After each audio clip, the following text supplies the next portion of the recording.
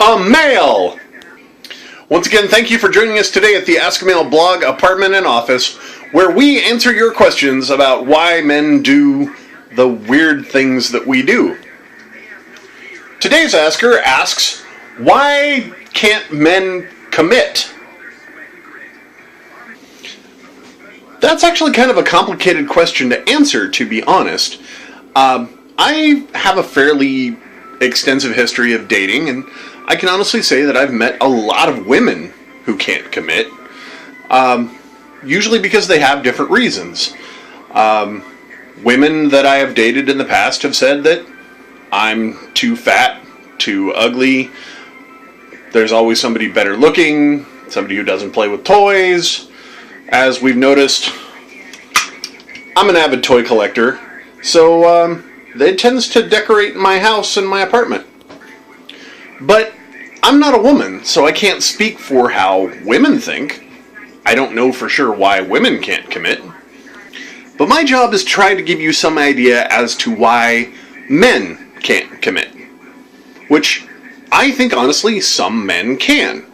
There are quite a few men who actually step up and honestly say that they can last for a very long time in a long-term relationship, and a number of men who actually step up and say that they want to remain in a long-term, monogamous, committed relationship.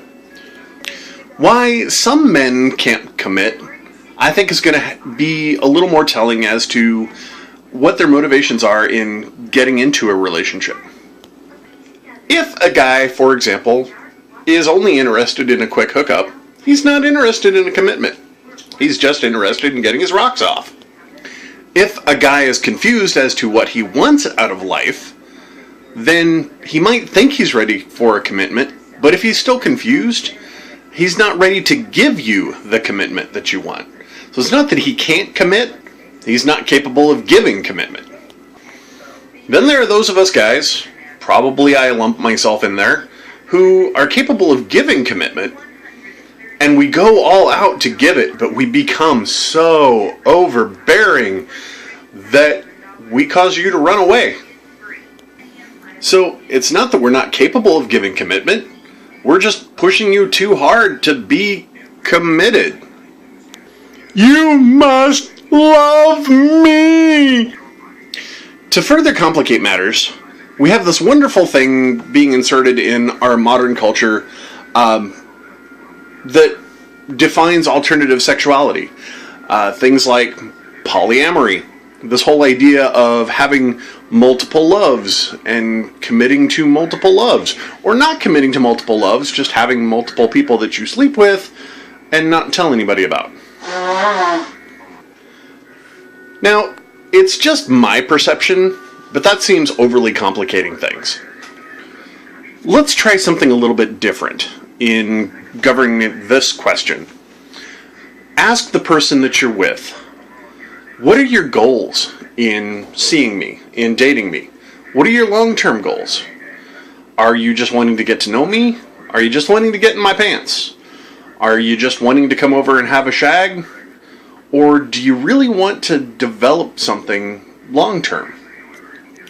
The guys who can't look you in the eye, those are the guys that aren't interested in a long-term commitment. If they glance, again, all over you, they're not interested in committing to you. They're just looking for a way to use you as a personal masturbation device.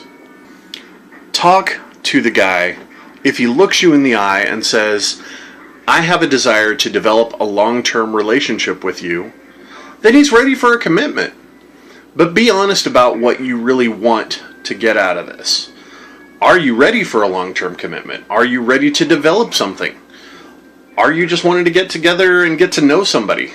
Do you just want to be friends? Be honest. This is what I want. And if he can't agree to be a part of that, or that's not a goal that he shares, maybe it's time that he moves on. Consequently, there are lots of women out there who really are just looking for quick, easy, hit it and quit it relationships themselves. And they often will question, why can't a man commit to me? Are you ready for someone to commit to you? Are you willing to commit to them? Much like the guys I mentioned earlier, there are those women who are ready for commitment, but don't know how to go about doing it. So they themselves become really overbearing and clingy and desperate. And that's such a turnoff. If you don't want that overbearing boyfriend to be standing over you, don't be that overbearing girlfriend and stand over him. In my copious amount of negative experience on this earth, I have learned a lot. And one of those things that I have learned is for any healthy relationship to last for any length of time, requires both of you to talk about what you want, what you need, what you want to get out of this, and both of you willing to work together. And if you can't, then it's not going to work. And both of you have to admit it and move on. So hopefully that helps. Thank you again for writing in and enjoying another Ask a Male blog question. My name's Bill. If you have a question for us, add a question into the comments below or shoot us a private message and we may use it on a future episode of Ask a Male. Thank you, and make sure you hit a like and subscribe and share the hell out of this video. I try to be funny, so hopefully if I am, great. If not, well then here's a shot up my nose.